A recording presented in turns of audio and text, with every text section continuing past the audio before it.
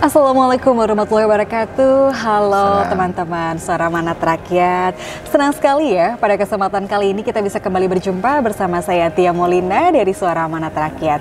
Nah teman-teman, kalau misalnya sudah mengikuti edisi semua Suara Amanat Rakyat, pastinya insya Allah ya kita menghadirkan narasumber-narasumber yang pastinya banyak bisa memberikan pengalaman bagi kita semua. Nah yang satu ini teman-teman, kita juga sangat excited sebetulnya bahwa ternyata kita memiliki tokoh gitu ya, pemimpin yang sangat visioner. Siapa beliau? Beliau adalah Insinyur Mawardi Ali. Beliau adalah Bupati dari Aceh Besar. Assalamualaikum Pak. Assalamualaikum warahmatullahi. Apa kabar Pak? Baik. Alhamdulillah. Di tengah pandemi semoga kita masih sehat selalu ya Pak. Amin. Mudah-mudahan sehat selalu. Amin. Nah, kenapa hari ini kita ingin mengobrol banyak dengan Pak Mawardi? Karena teman-teman tahu nggak bahwa beliau ini mendapatkan penghargaan sebagai Indonesian Innovative Figure Award tahun 2020. Betul ya Pak ya? Benar. Kita tepuk tangan dong teman-teman dong. Saya selalu suka loh kalau misalnya ada para kepala daerah, pemimpin yang visioner seperti beliau. Nah, teman-teman juga sebetulnya ingin tahu Pak, sebetulnya apa sih penghargaan Indonesian Innovative Figure Award 2020 ini Pak? Iya. Terima kasih. Pertama, saya ucapkan terima kasih sudah bisa bertemu dengan kawan-kawan ya, follower di Partai Amanat Nasional, semua saudaraku. Assalamualaikum warahmatullahi wabarakatuh. Waalaikumsalam. Ya, terima kasih Mbak Tia. Kita mendapat penghargaan ini setelah melalui 3 tahun ya kepemimpinan Bupati Aceh Besar, memimpin Kabupaten Aceh Besar, di mana ada beberapa indikator yang terus membaik, seperti misalnya kemiskinan. Ya, kemiskinan kita dari 15% tahun pertama menjadi 14%, menjadi 13%, kemudian menjadi 12%. Artinya memang penurunan angka kemiskinan yang begitu signifikan setiap tahun 1% ya. Kita tahu bahwa memang menurunkan angka kemiskinan ini adalah sangat sulit, apalagi di Aceh ya. Aceh pada posisi dulu pernah di Sumatera itu adalah sebagai daerah yang sangat termiskin ya, pasca konflik dan tsunami. Dan kita mampu menurunkan angka kemiskinan ini. Kemudian juga indeks pembangunan manusia IPM-nya kita terus meningkat dari 72 menjadi 73. Kemudian sekarang menjadi 75, jadi terus meningkat. Terus kemudian juga dari pertumbuhan ekonominya, pertumbuhan ekonomi itu adalah juga tumbuh dengan baik ya. Kita bisa menjaga dari 4% menjadi 4,3, kemudian terus naik ya pertumbuhan ekonomi. Tapi tahun ini tentu kita akan berpengaruh dengan pandemi ini ya. Tapi 3 tahun kepemimpinan kita terus bisa naik. Kemudian juga inflasinya, inflasi kita mampu kita tekan, itu malah menjadi 1,23 di tahun terakhir ya. Ini adalah beberapa indikator. Yang indikator ini tentu ya bukan dibuat oleh pemerintah sendiri, karena memang ini adalah ada badan statistik yang melihat indikator-indikator keberhasilan tersebut. Di samping itu juga kita banyak terobosan-terobosan dalam program-program ya. Salah satunya programnya di bidang karena Aceh itulah pelaksanaan syariat Islam ya. Kita membuat sekolah tasfid di mana kita menginginkan bahwa Aceh Besar itu ada 604 desa, dan program kita adalah setiap desa lahir 1 hafiz, dan sekarang para calon-calon hafid ini sedang belajar ya, ya di pesantren Fauzul Kabir di ibu kota Aceh Besar itu. Dan juga kemarin kalau misalnya kita lihat di YouTube itu Bupati Aceh Besar juga pernah menyurati para maskapai untuk supaya karena bandara di Aceh itu ada di Aceh Besar, itu setiap maskapai itu ketika mendarat di Aceh Besar atau di Aceh itu diwajibkan memakai hijab. Jadi kalau misalnya kita ke Aceh, lihat pramugarinya semua pakai hijab. Itu adalah keinginan kita, karena memang ya masuk dalam wilayah syariat Islam. Jadi semua pramugari itu sudah berhijab. Wah, luar biasa sekali ya Pak ya. Iya. Nah, tapi dengan adanya terobosan itu apakah memberikan peningkatan bagi turisme sendiri di Aceh ataukah bagaimana Pak? Mungkin kalau sebagian orang mungkin berpikir, wah yakin itu bisa mengembangkan potensi wisatanya. Nah kayaknya Pak Mawardi boleh cerita sedikit soal itu deh Pak. Ya, wisata di Aceh, apalagi di Aceh besar ya, itu terus naik ya. Terus naik karena memang yang pertama adalah apa itu namanya, destinasi kita itu sangat banyak di Aceh ya. Ada Sabang ya, kilometer 0, kemudian kita ada beberapa pulau pantai yang indah sekali, kemudian budaya kita yang bagus, kemudian juga kuliner Aceh itu luar biasa. Banyak juga dari mancanegara seperti dari Malaysia ya, dari daerah-daerah lain yang hari ini sebelum pandemi ya, kalau sudah pandemi ini sudah berkurang lah pengunjungnya. Tapi sebelum pandemi luar biasa peningkatannya terhadap kunjungan wisata ke Aceh, khususnya Aceh besar itu. Tapi karena udah pandemi ini sudah banyak yang sudah dibatasi ya. Sudah. Kita doakan bersama semoga pandemi ini bisa segera berakhir, kemudian potensi wisata di Aceh besar juga bisa naik kembali ya Pak ya. Iya, insya Allah, amin. Nah Pak Mawardi, saya sebetulnya penasaran deh, kan kalau misalnya Bapak ini sudah terpilih menjadi pemimpin yang visioner, berhasil menaikkan indeks pembangunan manusia dan juga menurunkan kemiskinan di Aceh. Tapi mungkin kepala daerah yang lain atau pemimpin di daerah lain juga penasaran, apa sih programnya, apa sih yang dilakukan gitu. Ada nggak sih Pak satu unggulan yang udah ini nih yang bisa? Salah satunya seperti ini. Saya pertama menjabat itu ada program pusat yang namanya program Keluarga Harapan, PKH itu. Tapi PKH itu sistem pendataannya itu tidak akurat. Sehingga saya buat 5.000 penerima manfaat itu khusus adalah program dari Aceh besar sendiri. Saya datakan sama masuk langsung ke desa-desa, membentuk tim di tingkat kabupaten dan tingkat kecamatan untuk melihat langsung secara real ya ke pelosok-pelosok kantong-kantong kemiskinan. Terus kita tambah PKH-nya jadi 10 miliar lagi. Bukan untuk PKH, tapi kita beri nama adalah Pro-ABS, Program Aceh Besar Sejahtera. Nah, di samping memang juga kita memberikan kepada mereka juga modal usaha, modal kecil ya, modal usaha kecil, sehingga nanti mereka bisa bergeliat kembali untuk usaha ini. Termasuk di tengah pandemi ini kita juga kemarin di musim tanam ya, karena Aceh besar itu juga punya 3.000 hektar sawah, potensial sekali. Kita di musim gadu itu adalah musim yang bercocok tanam itu di musim kemarau. Jadi 8.000 hektar itu kita gratiskan. Kita gratiskan pajak sawahnya, kemudian kita berikan bibitnya, kita bersama-sama petani ya untuk menanam padi supaya masa pandemi ini petani, karena memang dikhawatirkan kita akan terjadi krisis pangan. Dan panen raya itu dihadiri oleh menteri. Luar biasa jadi sekali. Ya hadir menteri juga. Jadi kemudian hasilnya itu adalah sangat maksimal. Yang biasanya produksinya Aceh besar itu 6,5 ton per hektar menjadi 7,2 ton per hektar. Jadi ini adalah karena memang peningkatan yang luar biasa. Nah, ini adalah bagian juga yang dilihat adalah bahwa memang program pemerintah Kabupaten Aceh Besar itu adalah program yang pro kepada masyarakat seperti itu. Dan sekaligus menjadikan masyarakat mereka untuk aktif mandiri ya Pak ya? Mandiri. Swasembada untuk sembakonya, pertaniannya.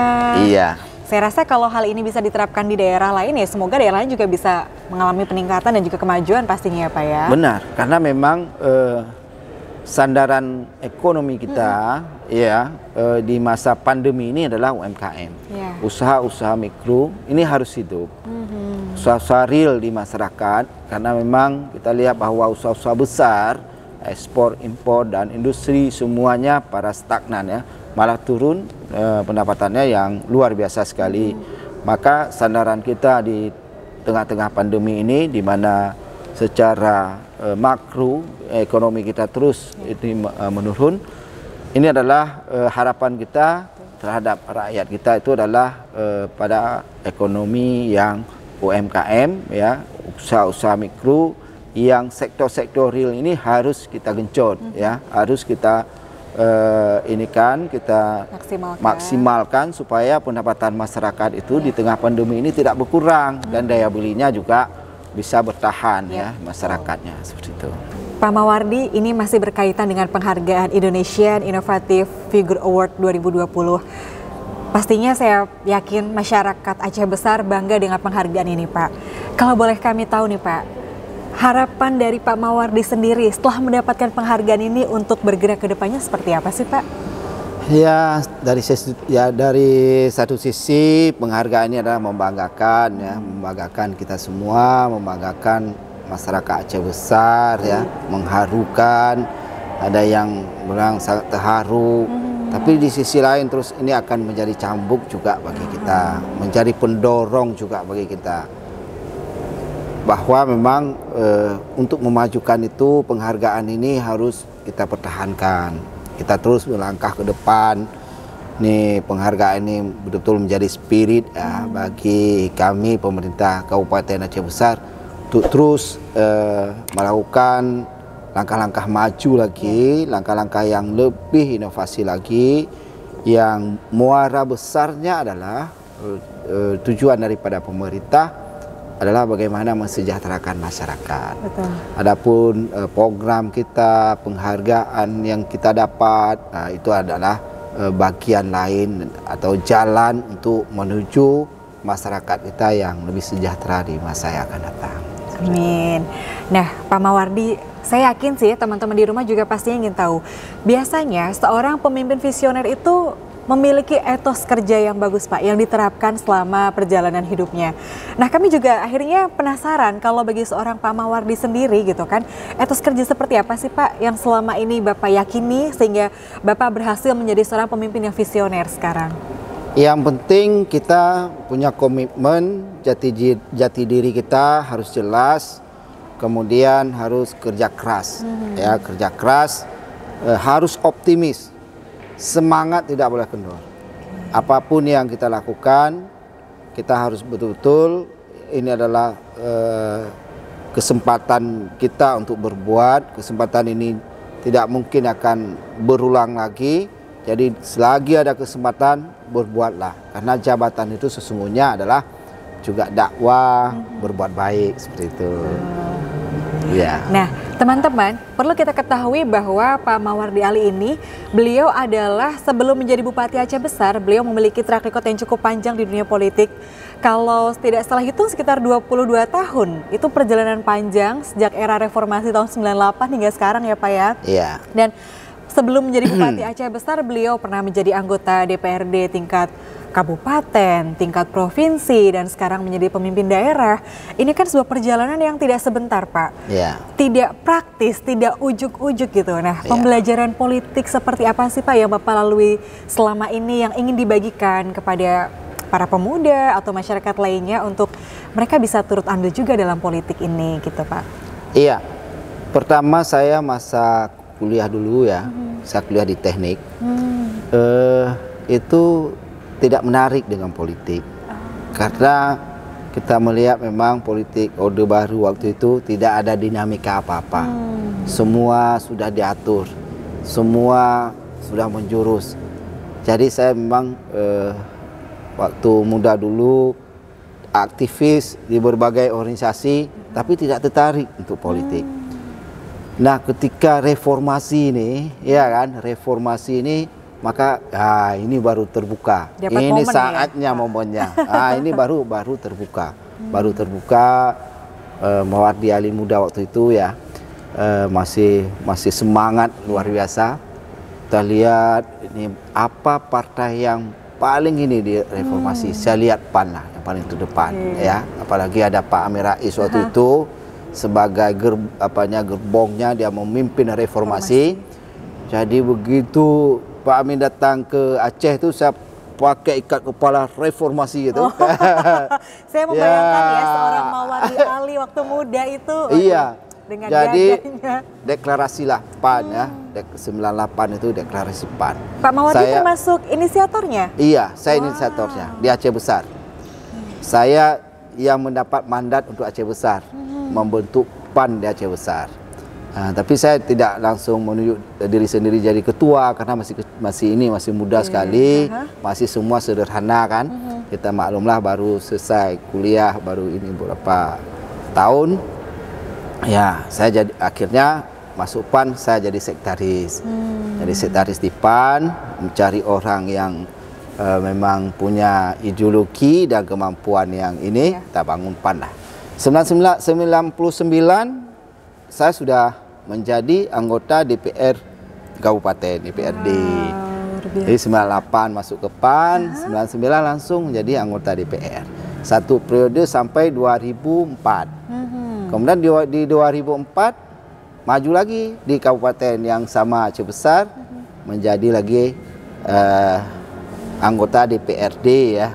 Waktu itu sudah jadi pimpinan karena yang kedua ya. Nah, kemudian 2009 sampai 2014 saya maju sebagai anggota DPR Aceh kalau di sana, atau DPRD provinsi. Dari provinsi. Ya, 2014 ya. Ya. Ini semua dari PAN nih, nggak ada partai-partai lain, semua saya PAN semua ya kan. 2014 pemilu lagi, saya terpilih lagi menjadi anggota DPRD provinsi atau DPRA.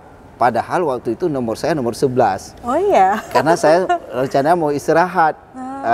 Tapi Ibrahim masuk bilang ini supaya kita dapat suara banyak. Masuklah saya nomor 2 terakhir ya. Tapi memang akhirnya memang saya perolehan suara yang tertinggi ya di dapil itu. Dan saya jadi anggota DPR provinsi yang kedua kali. Nah, dari 2014 seharusnya habisnya 2019. Tapi 2017 ya ada pilkada serentak di Aceh. Ya, saya akhirnya mundur dari DPR, ya maju sebagai bupati, didukung juga oleh kawan-kawan partai lain, ada 10 partai waktu itu. Wah, luar biasa sekali ya. Lawan partai lokal ya, lawan partai lokal, partai PA, partai keras lah. Partai keras. Insyaallah memang perjuangan kawan-kawan dan karena memang kita satu visi untuk membangun, ya akhirnya masyarakat Aceh Besar memberi amanah kepada kita. Alhamdulillah, insya Allah terus berjalan ya Pak amanahnya ya. Dan berkembang ke dalam setiap tahapan yang insya Allah bisa membawa Pak Mawardi dan juga masyarakat lebih baik lagi. Iya, juga PAN bisa berkembang dengan baik. Betul. Harapan kita khususnya di Republik ini dan juga di Aceh ya. Karena PAN di Aceh itu adalah harapan. PAN itu harapan.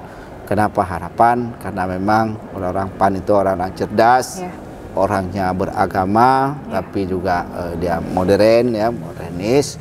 Kemudian juga bisa memberikan solusi-solusi dalam berbagai persoalan-persoalan bangsa yang dihadapi. Nah, Pak Mawardi, saya ingin tanya ini, kalau tadi saya mendengarkan cerita terkait perjalanan di Partai Amanat Nasional, saya menangkap satu kata Pak, loyalitas. Ini sepanjang 22 tahun terjun ke dalam dunia politik praktis dan Bapak masih tetap loyal, berdiri, berkembang, berjalan bersama Partai Amanat Nasional. Apa sih Pak kuncinya? Atau kalau kita lihat perjalanan para politisi sekarang, mudah ya Pak untuk keluar masuk dari satu partai ke partai yang lain. Tapi Pak Mawardi Ali bersikukuh, bertahan di Partai Amanat Nasional dan pada akhirnya bisa menghantarkan Bapak sebagai pemimpin visioner yang sampai berhasil mendapatkan penghargaan. Itu bagaimana ceritanya Pak? Saya orang setia. Ya. Kalau setia saya punya istri, ya, Pak? Kalau saya punya istri, saya tetap istri saya satu. Kecuali saya beristri lagi ketika istri sudah meninggal istri itu. Ya tidak mau saya ganti-ganti istri. Ya, seperti itulah. Begitulah makna kita berpartai. Kapan kita ganti, belum lagi ada baru kita sudah punya kawan banyak, ideologi sudah sama, kita sudah sama-sama ingin membangun, kemudian garis perjuangan sudah sudah ini masa ada kendala sedikit, ada misalnya dinamika sedikit di partai langsung keluar partai, itu tidak boleh. Jadi ini juga kita diuji dan masyarakat juga melihat bahwa orang-orang yang ganti-ganti partai itu namanya tidak setia, hanya mencari kekuasaan belaka. Begitu dia tidak terpilih apa, udah ganti. Biasanya orang seperti ini tidak akan besar. Dan saya menyarankan kepada semua kader-kader amanat nasional, ya, kader-kader PAN, kita harus komit. Kalau mau besar, komit, kita harus komit. Jangan keluar dari PAN. Kalau misal sudah partai lain, partai lain. Nah, jadi kalau sudah PAN, harus di PAN terus. Kita dibesarkan oleh partai dan membesarkan partai. Oke, luar biasa sekali. Dicatat teman-teman ya. Pak, terakhir mungkin ada pesan atau kesan yang mungkin Pak Mawardi Ali ingin sampaikan baik ke teman-teman ataupun ke seluruh kader amanat nasional dimanapun kita berada. Kami persilahkan, Pak. Ya, kepada teman-teman semuanya, ya, kemudian juga pada para kader amanat nasional, bahwa apapun jabatan kita, tujuan kita adalah untuk berbuat baik, membuat negeri ini semakin lebih bagus. Tidak mesti kita berbuat sudah ada jabatan besar. Laksanakanlah langkah-langkah kecil untuk berbuat, seperti misalnya di media, kita ada di mana saja, di pasar, apapun yang kita lakukan adalah untuk kebaikan. Dan saya pesan kepada seluruh kader amanat nasional, kader PAN, mari kita bersatu padu untuk membangun partai dan membangun negeri yang kita cintai ini.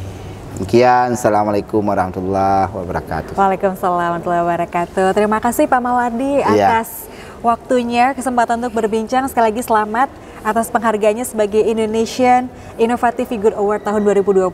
Semoga bisa membawa Partai Amanat Nasional jadi lebih besar lagi ya Pak ya, dengan prestasi-prestasi yang Bapak torehkan.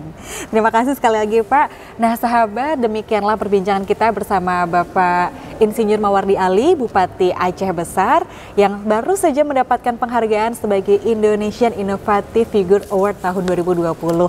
Dan saya Tia Molina dari Suara Amanat Rakyat, mohon pamit undur diri. Sampai jumpa kita di kesempatan lain berikutnya. Wassalamualaikum warahmatullahi wabarakatuh.